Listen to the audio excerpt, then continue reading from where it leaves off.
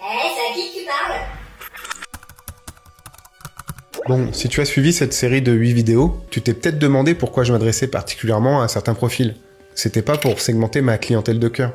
C'était pour éveiller sur des points précis et proposer une rencontre possible. Ce que je cherche à faire ici, c'est parler à quelque chose de plus profond que le mental ou le rationnel. Parce qu'un projet professionnel, il n'émerge jamais juste d'une idée ou d'un plan, même bien ficelé. Il naît d'un frisson, ou d'une brèche, ou d'un appel intérieur, qu'on sait pas toujours bien nommer d'ailleurs. Donc, je voulais parler à l'émotionnel, au viscéral, à cette petite voix qui ne sait pas toujours comment se formuler, mais qui comprend très bien quand on s'adresse à elle.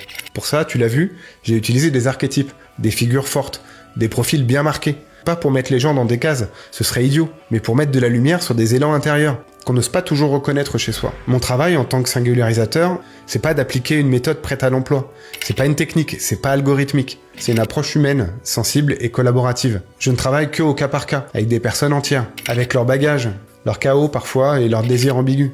Bien au-delà du superficiel. En fait, je prends en compte tout ce qui est vivant.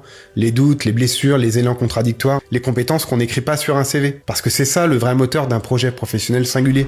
Alors oui, cette série, elle est volontairement archétypale. Et c'est assumé.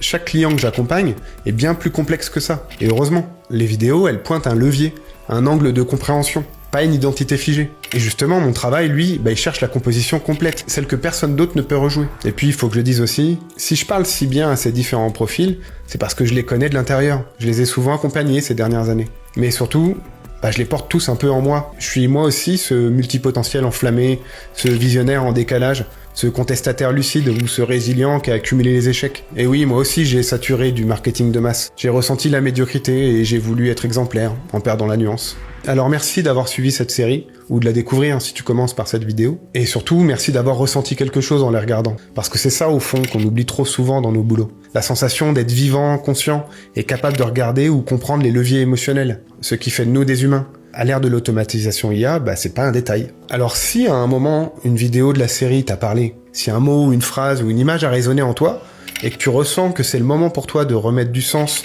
du souffle et du vrai dans ton activité, écris-moi, même juste 2 mots, je saurai quoi en faire.